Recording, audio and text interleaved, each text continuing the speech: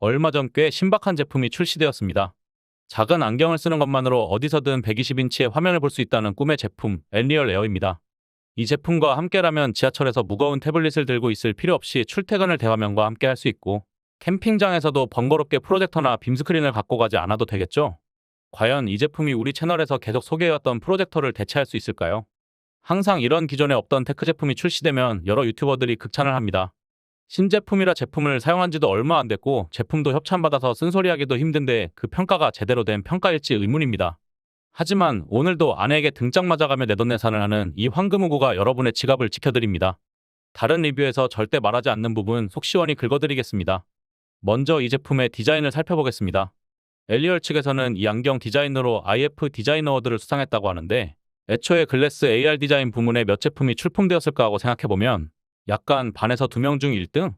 이런 느낌이고, IF 어워드는 주최 측에 돈을 납부해야만 수상이 가능한 구조로 돈 받고 상 주는 것 아니냐는 비판도 있는 곳입니다. 제가 실제로 IF 어워드에서 수상한 제품을 여러 써봤을 때 디자인이 상 받을 정도로 좋다고 느낀 적은 별로 없었습니다. 하지만 디자인은 개인적인 호불호의 개념이기 때문에 평가를 단정짓기는 어렵습니다. 다만 분명한 점은 엘리얼 측에서는 이 제품의 중요한 강점을 디자인으로 내세우면서도 상품 페이지에 중요한 정보를 의도적으로 감추었기에 주의하실 필요가 있습니다. 바로 안경테 끝에 USB-C 타입 케이블을 항시 연결시켜야 제품 이용이 가능하다는 점입니다. 제품 페이지 모델들은 케이블을 교묘하게 가리거나 케이블 없이 착용하고 있는데, 이 제품은 단독 구동이 불가능해서 이렇게 착용할 이유가 없는 제품입니다. 안 그래도 선글라스를 쓰고 다니면 주변에 주목을 받는데 안경테에 C타입 케이블을 주렁주렁 달고 있다면 그렇게 아름다워 보이지는 않을 겁니다. 이 제품의 디자인을 평가받기 위해 회사에서 6인의 평가를 받아보았는데 디자인이 멋있다는 의견은 단 한 사람도 없었습니다. 이유는 간단한데, 사진에서는 덜하지만 이 안경을 쓰면 안경 안에 작은 선글라스를 또 쓰고 있는 것 같은 기괴한 디자인입니다. 가까이서 보면 확 티가 날 정도인데 아마 이 부분 때문에 평가가 박했던 것 같습니다. 참고로 말씀드리면 디자인의 완성은 얼굴이라지만 저도 어디서 그렇게 꿀리는 외모는 아닌데 제가 써도 이 정도면 어디 내놓아도 창피한 디자인이다 생각하시면 될 것 같습니다. 다음은 사생활보호 부문입니다. 우선 이 제품의 특이점은 외부에서 내가 어떤 영상을 보는지 남들이 볼 수 없어서 사생활 보호가 된다는 점입니다. 지하철에서 휴대폰으로 영상을 보고 있으면 어느새 옆에 계신 다른 분이 제 영상을 같이 볼 때가 있습니다. 뭐 보면 안 되는 거 보는 것도 아닌데 괜히 민망해집니다. 다른 영상 보기에도 갑자기 미안해지고. 제가 이 제품을 사용하면서 가장 좋았던 점은 영상 볼 때 사생활 보호가 잘 된다는 점이었습니다. 하지만 이 사생활 보호에도 흑우 포인트가 존재합니다. 사람들이 당신이 보는 영상은 볼 수 없게 되지만 당신을 보게 됩니다. 이게 무슨 말인가 하면, 이 제품을 쓰는 분들은 대중교통으로 이동 시 많이 사용하실 텐데 지하철이나 버스에서 선글라스 끼고 다니지는 않잖아요. 이미 선글라스를 썼다는 점에서 주목을 받는데 여기에 안경테 끝에 C타입 선도 달려 있습니다. 또 안경을 자세히 보면 안경 속에 안경이 있는 것 같은 뭔가 사이버펑크스러운 형태입니다. 그래서 여러분이 이걸 쓰고 대중교통을 이용하는 순간 주변에서 주목하게 됩니다. 게다가 영상을 볼 때 보통 정면을 응시하는데 지하철 맞은편에는 항상 사람이 앉아있는 경우가 많다 보니 본인을 본다고 오해받을까봐 굉장히 영상 보기 껄끄러운 순간들이 많았습니다. 이러한 점들 때문에 오히려 이용자의 존재감을 부각시켜 다른 의미로 사생활 보호가 안 될 수도 있습니다. 이 제품은 정말 남의 시선에 신경 안 쓰는 사람에게 추천드립니다. AR 기기에서 휴대성도 중요한 부분이죠. 엘리얼 에어의 무게는 79g으로 가벼운 선글라스 모양의 형태입니다. 실제로 엘리얼 에어는 쓰고 나갔을 때 창피함을 제외하면 현재 출시된 제품 중 거의 유일하게 야외에서 실사용할 수 있는 최초의 AR 기기였습니다. 밖에서 무게 부담 없이 큰 화면을 즐길 수 있었고, 오큘러스 퀘스트 같은 VR을 썼을 때의 어지러움, 더움, 머리 압박이 없다는 점은 칭찬해줄 만했습니다. 하지만 여기에도 숨은 흑우 포인트가 있었습니다. 휴대라는 것이 이동을 포함하는 건데 이 제품을 이동하면서 쓸 수 있을까라는 부분에서 저는 회의적입니다. 영상이나 웹서핑을 걸어다니면서 하기에는 화면이 흔들려 어지러움을 느꼈습니다. 게다가 기본 시야가 선글라스 낀 것처럼 어두우니 이동 시에 더 불편이 있었습니다.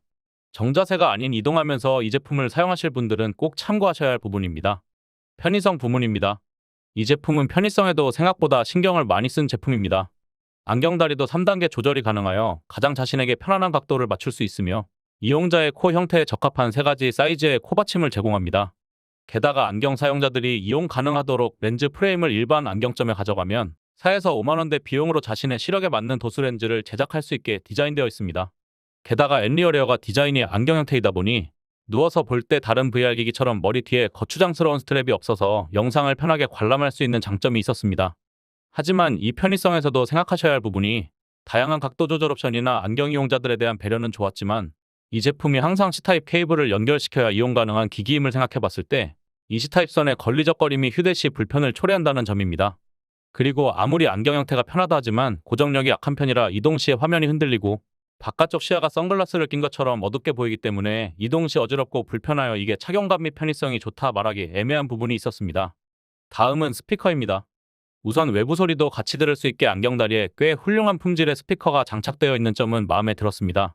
다만 스피커가 탑재되어 있어도 이 소리가 밖으로 다 들리는 구조이기 때문에 이 제품이 야외용이라는 점을 생각하면 사람이 없는 장소를 제외하고는 다른 이들에게 피해를 주지 않기 위해 별도의 블루투스 이어폰을 이용할 수밖에 없었습니다. 저처럼 사용 패턴에 따라 스피커를 사용하지 않을 수도 있어서 스피커가 큰 의미가 없을 수도 있겠다 하는 생각이 들었습니다. 영상을 볼 때 가장 중요한 부분 화질이겠죠?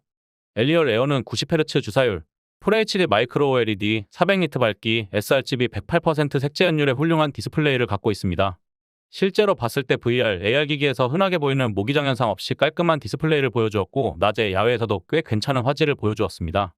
게다가 시력 보호에도 꽤나 공을 들여서 눈을 피로하게 만드는 블루라이트 차단, 플리커 프리 기능이 들어가 있고 TUV 라인안드 눈보호 인증도 받는 등 디스플레이에 신경 쓴 모습을 보여줬습니다.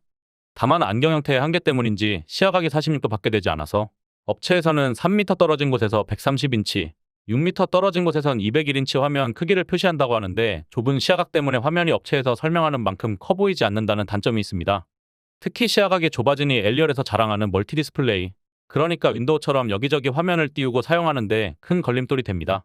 SF 영화 주인공처럼 가상화면을 여러 개 띄우고 폼 좀 잡아볼까 했는데 이게 안 됩니다. 특히 오큘러스 퀘스트 같은 VR 기기를 써본 사람은 시야각이나 스크린 크기에 대한 불만이 있을 것으로 예상됩니다.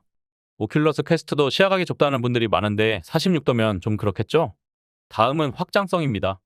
엘리얼 에어는 아이패드나 맥북 등에도 외장 미러링 모니터로 연동되어서 사용 가능합니다. 노트북 화면도 USB-C로 연결하면 안경에 비디오 출력이 됩니다. 노트북에서는 내용글에 안내해드리는 링크에 접속, 펌웨어를 올리고 활성화하면 모니터 미러링 형식으로 서브 모니터를 만들어 기존 노트북 모니터와 함께 사용이 가능했는데요. 아시다시피 이게 선글라스 형태이기 때문에 선글라스 너머로 기존 노트북이 흐리게 보여서 굳이 이렇게 사용해야 하나 하는 회의감은 들었지만 여하튼 기본적인 휴대폰 미러링뿐 아니라 노트북 패드 등에 연결되는 점은 마음에 들었습니다. 하지만 삼성 덱스 연결 시 덱스가 활성화되어 있으면 기기 작동에 오류가 있는 점과 연결을 지원하는 휴대폰 기기가 한정적인 점은 단점으로 보였습니다. 지원 기기에 대한 링크는 내용글에 첨부하였으니 참고해 주시기 바랍니다. 다음은 전용 앱입니다. 우선 전용 앱에 대한 인상은 첫 설치부터 안 좋았습니다. 엘리얼 에어를 핸드폰과 첫 연결 시 덱스 모드를 꺼놔야 전용 앱인 네뷸라 앱이 설치되는데 이런 안내가 어디에도 없었기 때문에 한참을 헤맸습니다. 이렇게 어렵게 설치한 네뷸라 앱은 쓸만한 기능이 너무 없고 영상 캡처 같은 기본적인 기능도 25초로 제한되어 있어서 활용이 불편하며 결국은 초반 몇 번 호기심에 접속해보고 사용을 하지 않게 되었습니다. 아마 설치 안 하고 미러링을 쓰시는 게 정신건강에 좋을 듯합니다. 미러링 기능도 핵심 기능이죠.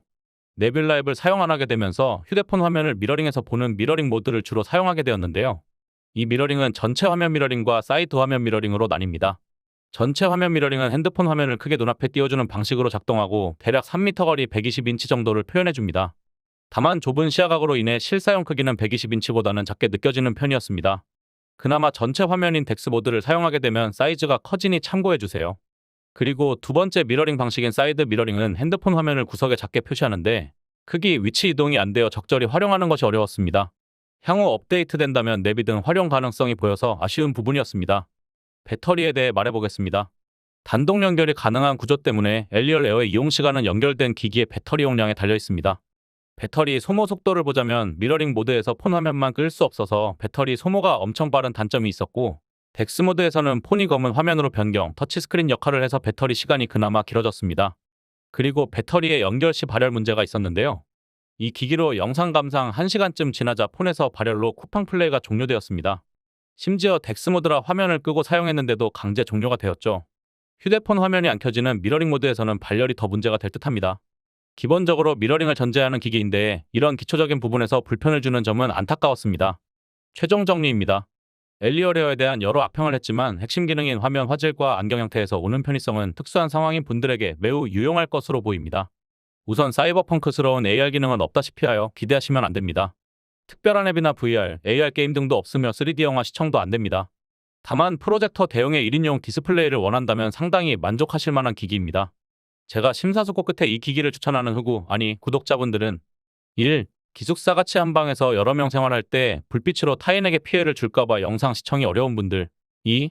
육아로 인해 귀와 시야가 항상 열려 있어야 하는 분들. 3. 캠핑 시 스크린이나 프로젝터 들고 다니기 귀찮은 분들. 4. 거북목으로 인해 휴대폰으로 영상 시청을 줄이고 싶은 분들에게 추천합니다.